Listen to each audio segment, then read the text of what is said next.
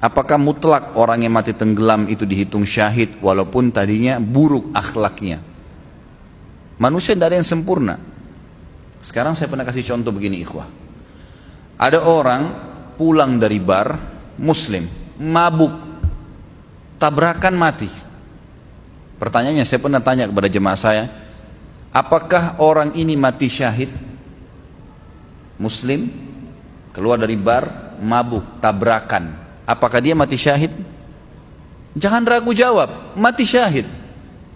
Dia mati syahid. Tapi Ustaz, dia dari bar kemaksiatan. Tapi dari mana kita bisa jamin? Mungkin sementara dia di mobil sebelum tabrakan sempat tobat berapa menit itu. Berapa banyak orang yang begitu? Kan gitu. Mungkin dia tahu tobat itu hitungan menit ikhwah. Nah, kawan sekalian, iya kan?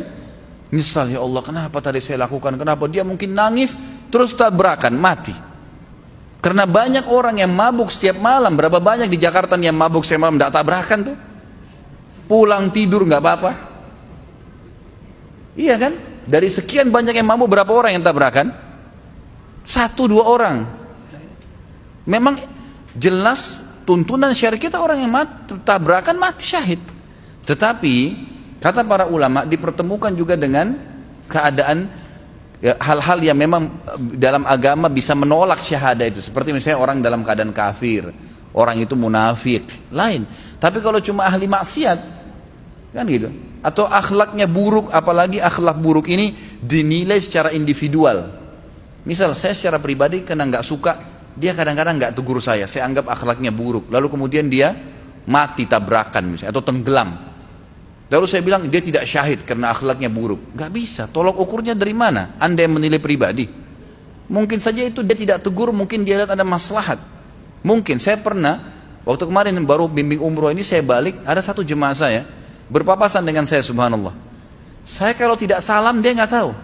Assalamualaikum Pak. Baru dia balik, Ustaz, gitu. Baru dia balik. Berpapasan di Masjid Nabawi. Subhanallah, saya terus bertanya, kenapa ya Bapak ini nanti saya tegur baru dia tegur.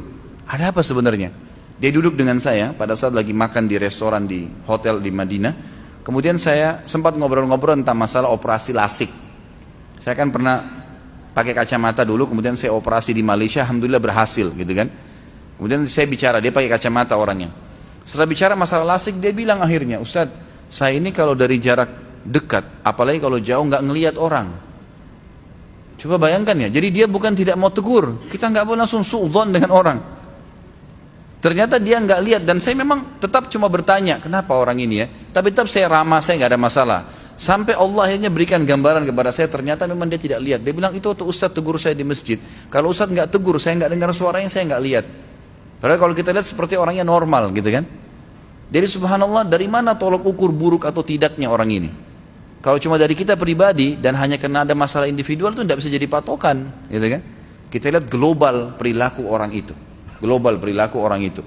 Jadi Allah alam, yang saya tahu pertanyaan kalau orang tenggelam dikatakan apakah mutlak itu syahid? Iya saja. Pertanyaan yang saya paham dari pertanyaan ini yang kedua adalah, kalau seandainya di sini ada artikel yang mengatakan tidak boleh orang berdoa agar mati dalam keadaan seperti itu. Memang betul. Jangan bilang ya Allah matikan saya tenggelam, matikan saya terbakar. Memang begitu. Tapi kita dianjurkan mengatakan ya Allah matikan saya syahid. Itu betul. Kata Nabi SAW dalam hadis sahih, man talaba syahadata bisidq ballagahu Allahu manazila syuhada wa in mata ala firashi. Siapa yang minta kepada Allah dengan tulus mau mati syahid, tulus memang dia berharap mati syahid. Nanti masalah apakah dia terbakar, tenggelam kah, membela kehormatan di medan perang kah, kena penyakit kusta kah, kena penyakit perut, macam-macam mati syahid itu urusan Allah SWT. Yang penting saya mau mati syahid ya Allah, gitu kan. Kalau dia tulus minta, Allah akan berikan kepada dia kedudukan, pahala nanti di surga, di akhirat. Orang mati syahid walaupun dia mati di atas ranjangnya. Memang itu fadilah, kita disuruh. Tapi memang jangan minta khusus, kecuali mati di medan perang. Kalau mati di medan perang memang itu sudah umum, gitu kan. Nabi SAW memotivasi sahabat untuk supaya mati di kancah peperangan, itu lain. Tapi kalau jenis ini syahadah yang lain ini, saya tahu ulama mengatakan sebaiknya jangan disebutkan, ya gitu. Misal minta agar mati kebakaran atau agar mati dalam kondisi tenggelam.